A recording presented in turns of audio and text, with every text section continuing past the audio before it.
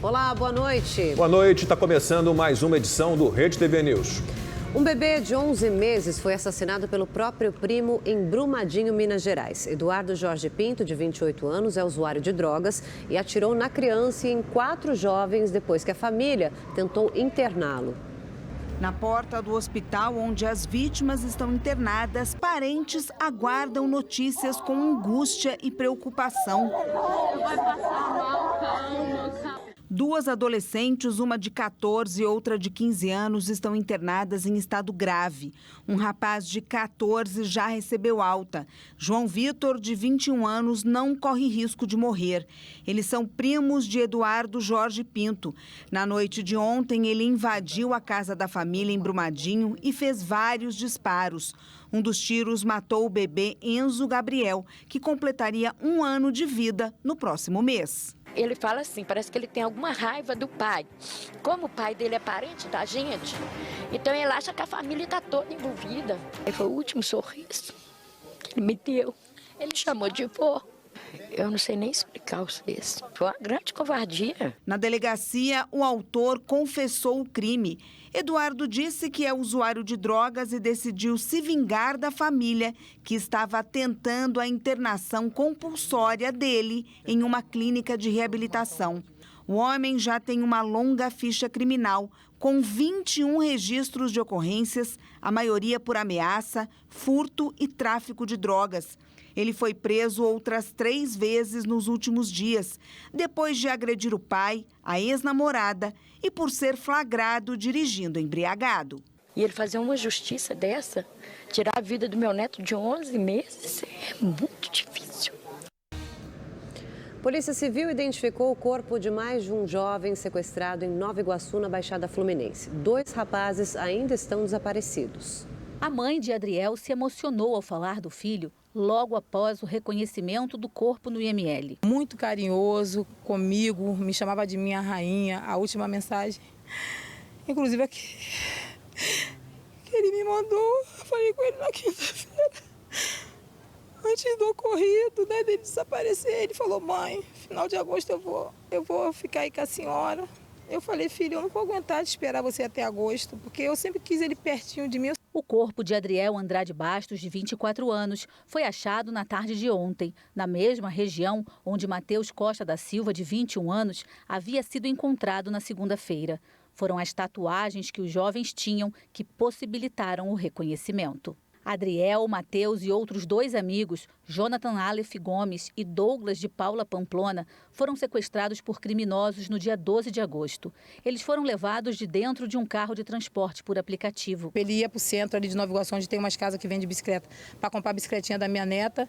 Combinou com a minha ex na hora de entregar ela a bicicletinha, o presente da filhinha dele, às 7 horas da noite, na sexta-feira, e no caminho aconteceu essa fatalidade deles serem sequestrados, né? Por esses homens que eu nem imagino quem seja. As buscas continuam no Rio, onde os corpos foram encontrados. A polícia investiga se os rapazes tiveram algum desentendimento com milicianos. Desde o desaparecimento do grupo, a Polícia Civil tem feito operações para encontrar os responsáveis. No fim de semana, 2 criminosos morreram em uma troca de tiros. Nesta terça-feira, a denúncia de que os milicianos envolvidos nas mortes dos rapazes teriam um carro blindado escondido num galpão levou os policiais até um endereço em Nova Iguaçu. O local estava vazio e ninguém foi preso. Mas os policiais encontraram este carro forte escondido debaixo de uma lona. O veículo é usado pelos milicianos em disputas de territórios e para intimidar os moradores. Por ser um veículo blindado, é um veículo que apresenta resistência similar né, aos blindados que as forças de segurança utilizam.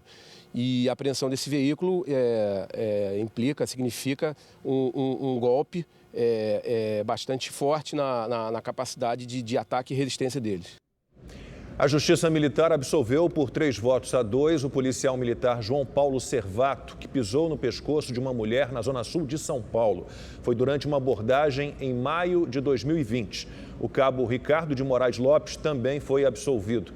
A decisão foi tomada por um conselho de sentença formado por um juiz civil e 4 oficiais da PM. O Ministério Público vai recorrer da decisão.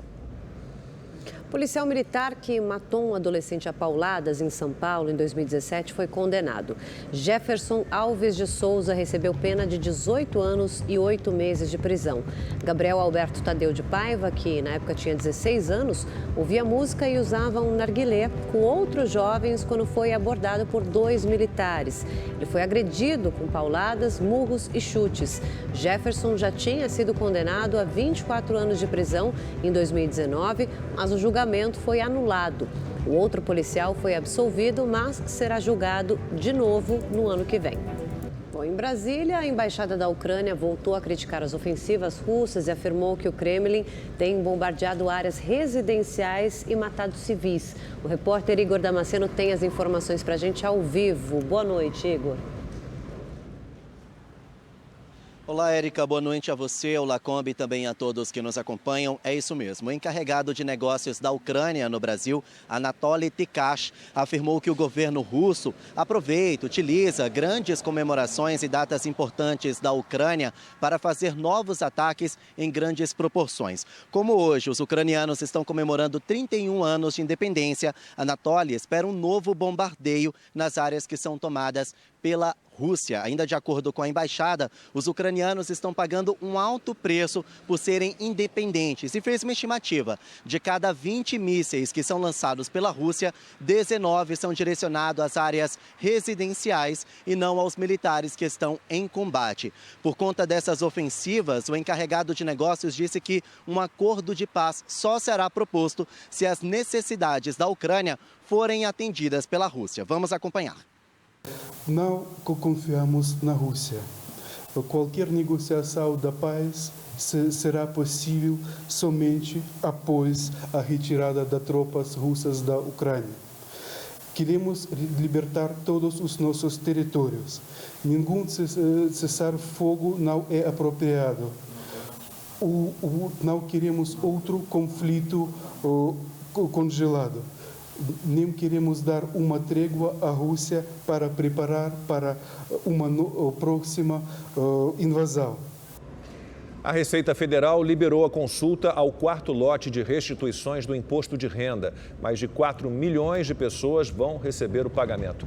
Essas restituições somam 6 bilhões de reais. Desse total, 266 milhões vão para quem tem prioridade legal: idosos, pessoas com deficiência e professores. Os recursos vão ser depositados no último dia do mês de agosto.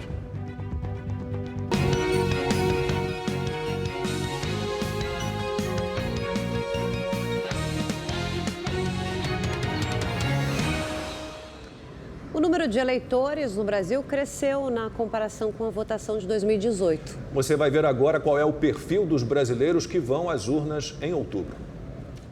De acordo com o Cadastro Eleitoral de 2022, a maior parte do eleitorado brasileiro é composta por mulheres, o equivalente a 52,65% do total. Uma mulher que tem o perfil decisora, ela faz parte da cena política, ela faz parte da cena econômica, ela faz parte da cena social, ela é uma liderança. Então essa mulher ela tem um ponto muito positivo e um fator muito decisivo na sociedade. Ela tem um peso muito grande na hora de decidir o candidato e o resultado das eleições. Quando eu entendi a importância também do meu papel de votar, de pesquisar, de que eu posso fazer diferença e contribuir também com a sociedade, foi algo que me impulsionou a estar mais por dentro, a votar. Pouco mais de 74 milhões de eleitores são homens. Você pode votar hoje, você pode estar decidindo o futuro do seu filho, do seu neto, dos seus amigos, parentes, enfim. Mais de 156 milhões de eleitores estão aptos a votar nesse ano, um aumento de 6% em comparação com as eleições de 2018.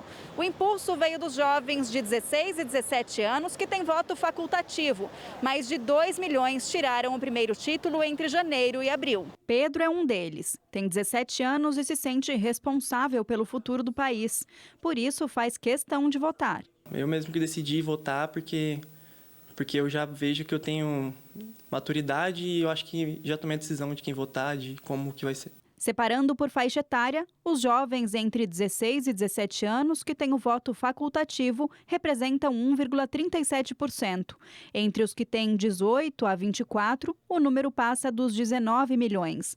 Já o público de 25 a 44 anos é o que possui maior representatividade no eleitorado do país, com mais de 63 milhões e 700 mil pessoas.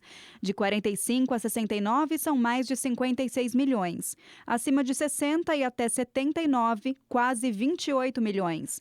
E de 79 anos ou mais, são um pouco mais de 5 milhões de eleitores. Lembrando que idosos com mais de 70 anos não são obrigados a votar. O aumento no número de eleitores votantes, com certeza, deixa o debate um pouco mais acirrado, porque resulta em mais discussões, em um maior número de pessoas discutindo o mesmo assunto. Então, sim, as pessoas tenderão a debater mais política do que em um outro momento que tinha um menor número de eleitores, né?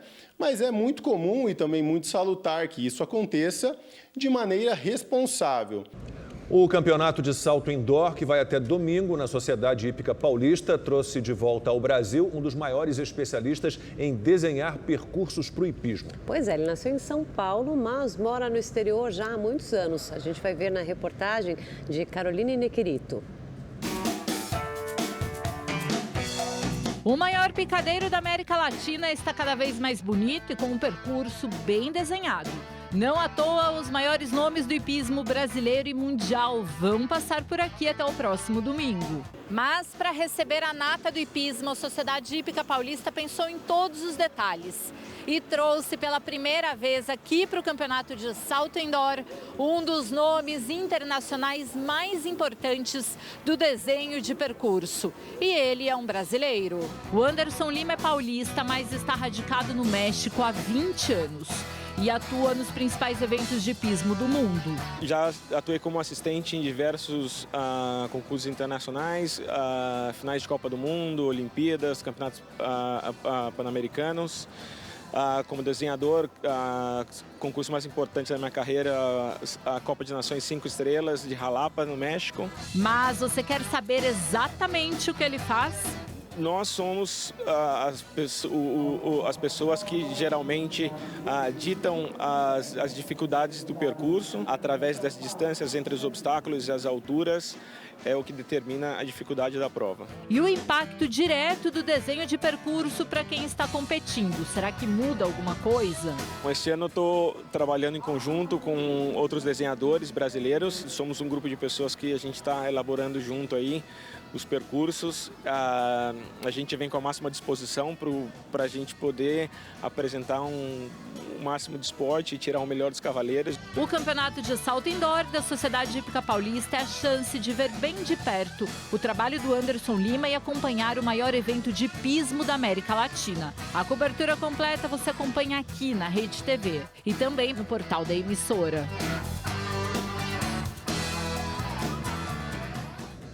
O Ministério da Saúde pediu à Agência Nacional de Vigilância Sanitária que libere o uso de uma vacina contra a varíola dos macacos produzida na Dinamarca. O imunizante já foi aprovado por agências reguladoras de outros países.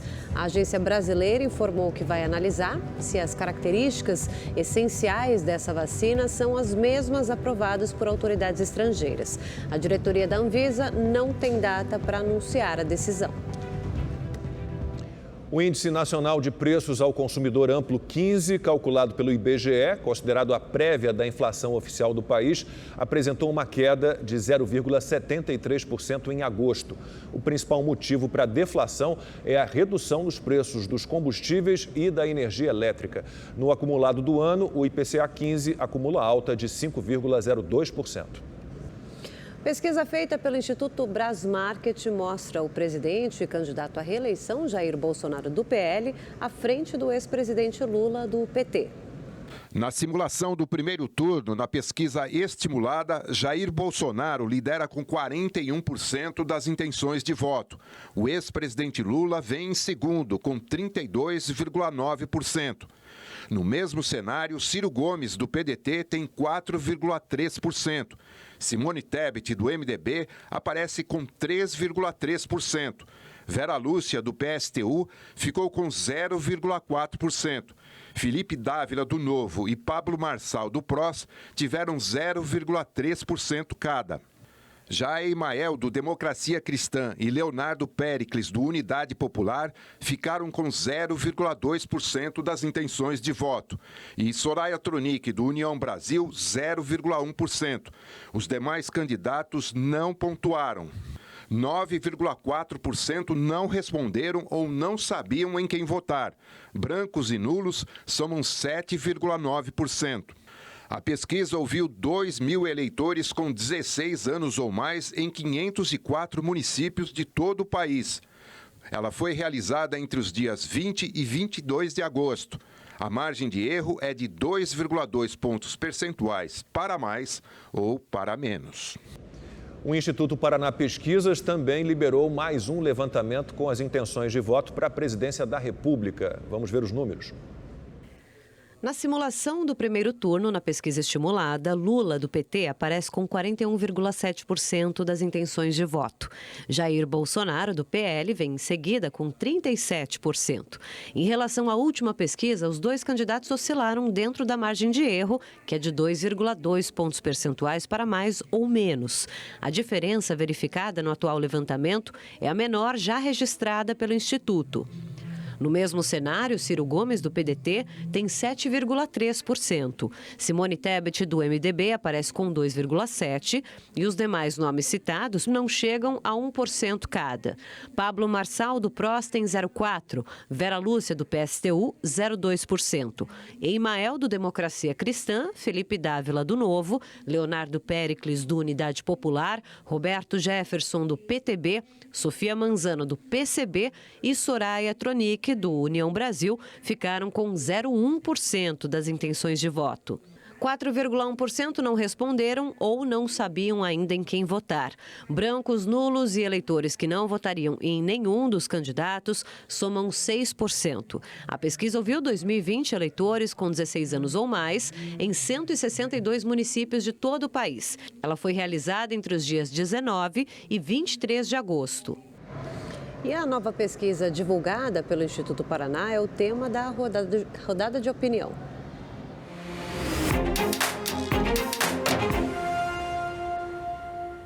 Há menos de 40 dias das urnas, as pesquisas vão aterrissando e colocando os pés na realidade. A campanha do presidente Jair Bolsonaro está nas ruas. As imagens que mostram a sua popularidade não mentem. E cadê o principal adversário, o Lula? Só aparece em palanques falando para um público convertido. E o grande detalhe, escorregando com o microfone à mão, com frases que tiram o sono dos aliados. Por exemplo, sobre agressão a mulheres e quando usou a expressão facção religiosa, o que atinge em cheio os evangélicos. As curvas que apontam as trajetórias dos dois candidatos são opostas e Lula vai perdendo o fôlego. A pesquisa Paraná tem mostrado uma lenta, mas constante subida do Bolsonaro nos últimos meses. Em abril, com Sérgio Moro no páreo, ele tinha 32% dos votos. Agora aparece com 37%. Já Lula tem se mantido estável ao longo do tempo. Tinha 40% em abril e 41,7% agora. Fato é que a aprovação do governo melhorou e parte disso se traduz em votos. A mudança de humor do eleitorado vem na esteira da melhora na economia e uma tática bem-sucedida de penetração no segmento evangélico, embora questionável e recheada de falácias. Por outro lado, Lula tem se mostrado extremamente resiliente, enquanto Bolsonaro ainda não diminuiu a rejeição. 50% do eleitorado não votariam nele de jeito nenhum. A campanha na TV começa na sexta. O principal desafio do presidente será diminuir a aversão do eleitor. Já Lula fará o contrário, vai tentar convencer o brasileiro que a vida era melhor no governo dele. E vamos ver agora como foi o dia dos presidenciáveis. Jair Bolsonaro, do PL, fez campanha em Minas Gerais. Ele teve um encontro com lideranças religiosas e prefeitos na cidade de Betim. O candidato foi recebido por apoiadores. De lá, seguiu para Belo Horizonte, onde participou de uma motociata com milhares de pessoas. O ato foi encerrado na Praça da Liberdade, onde Bolsonaro discursou. Queremos a liberdade de religião e de expressão. Queremos cada vez mais dizer que somos um país livre. Botamos um ponto final na corrupção do governo. Começamos a dar esperança para esse povo. Com menos recursos se podia fazer muito mais. Ciro Gomes, do PDT, fez campanha no Paraná. O candidato visitou a comunidade Vila Nova Esperança e, em seguida, foi à inauguração do comitê de Ricardo Gomide, candidato do partido ao governo do estado. Em discurso, Ciro afirmou que, se for eleito, uma das prioridades de seu governo será auxiliar os empresários em situação de inadimplência. No prático, companheirada, no prático é o seguinte: 6 milhões de empresas estão inadimplentes na antessala da falência. Ou nós entendemos que a tarefa da política é ir ao encontro desses grandes e graves e complexos problemas e cooperar para resolvê-los, e o Brasil tem ferramenta para isso. É o que o Projeto Nacional de Desenvolvimento propõe. À tarde, Ciro participou de um ato em homenagem a Getúlio Vargas em Porto Alegre, no Rio Grande do Sul. Simone Tebet, do MDB, assinou o termo de compromisso Programa Presidente Amigo da Criança da Fundação Abrinq em São Paulo. Depois, participou de um encontro com pesquisadores e acadêmicos para debater os desafios da ciência e tecnologia. Se nós não tivermos esse dinheiro livre para gastar numa parceria que eu chamo agora de PPPA, parceria público-privada com as academias, ou seja, a União colocando dinheiro para inovação, tecnologia, ao lado dos investimentos privados que já existem nesse setor, junto das universidades e academias, para eles criarem, inovarem, acharem vacinas, o Brasil não tem futuro. Vera Lúcia, do PSTU, participou de uma sabatina de veículos de comunicação no Rio de Janeiro. Depois palestrou para estudantes da PUC-Rio. A candidata também foi a um ato em apoio à greve no Centro Nacional de Controle e Logística da Transpetro. Sofia Manzano, do PCB, passou o dia em Santa Catarina. A candidata visitou comunidades em Palhoça e discursou para moradores. Também deu entrevistas e agora à noite participa de uma live. Soraya Tronic, do União Brasil, deu entrevista em São Paulo e depois foi para o Rio Grande do Sul. A candidata foi recebida por apoiadores. Depois seguiu para o evento de inauguração do comitê de campanha de Eduardo Leite, candidato ao governo do estado pelo PSDB. Lula, do PT, e Felipe Dávila, do Novo, não tiveram agenda pública. Pablo Marçal, do PROS, deu entrevistas, participou de uma sabatina e de um adesivaço no Rio de Janeiro. José Maria Imael, do Democracia Cristã, fez gravação de vídeos para redes sociais e reuniões com a equipe de campanha. E Léo Péricles, do Unidade Popular, fez campanha em Belém. Ele participou de um encontro com mulheres. 2 falsos policiais foram presos na zona sul da capital paulista. Eles tinham trocado tiros com PMs. O veículo dos criminosos, que era roubado e já monitorado pelos investigadores, foi localizado na madrugada de hoje num posto de combustível. Os bandidos param para abastecer e, quando percebem a presença dos policiais, atiram. A partir daí, os agentes iniciam uma perseguição. Num outro posto, mais disparos. Imagens de uma câmera instalada na farda de um dos PMs mostra um dos bandidos rendido no chão.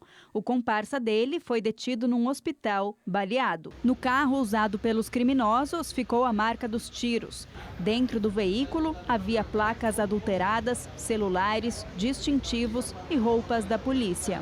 Eles se passavam por policiais, efetuavam as abordagens em veículos ou em residências ou em veículos de transporte para eventualmente sequestrar o motorista e roubar a carga e em seguida fugiam utilizando a viatura clonada.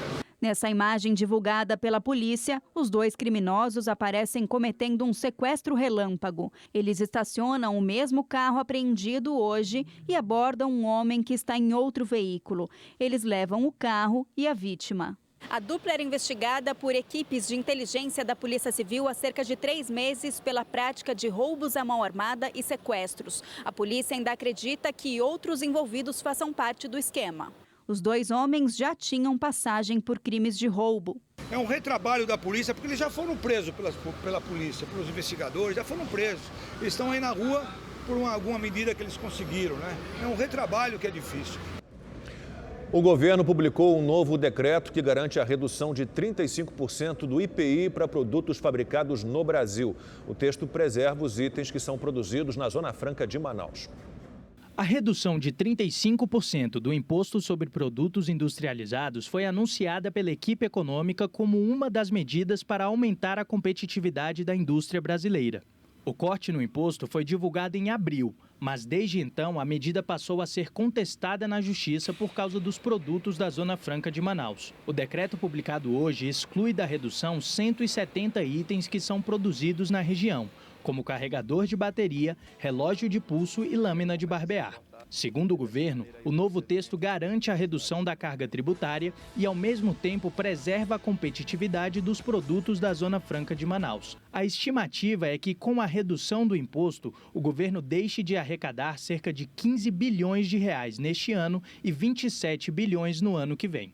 Temos tido arrecadações recordes, meses após meses, arrecadações maiores que nós estamos esperando, e a nossa intenção não é arrecadar mais, e sim devolver para a sociedade o imposto que eles têm pago, que está nos gerando uma arrecadação maior.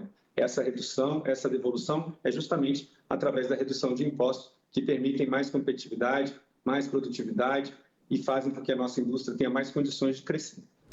Dados do Ministério da Cidadania mostram que o Nordeste é a região do país com o maior número de famílias beneficiadas pelo Auxílio Brasil. Só nesse mês, o programa de transferência de renda, que substituiu o Bolsa Família, já destinou mais de 5 bilhões de reais para nordestinos. Dona Mirtes tem 54 anos, 2 filhos e 3 netos. O julho acabou de chegar.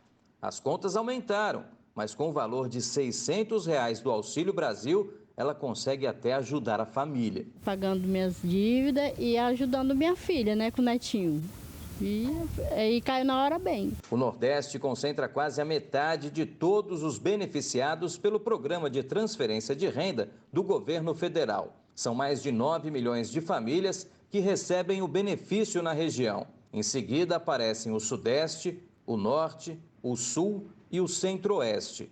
A Bahia, com mais de 2 milhões de famílias, é o estado com mais beneficiados no país. Depois vem São Paulo, Rio de Janeiro, Pernambuco e Minas Gerais.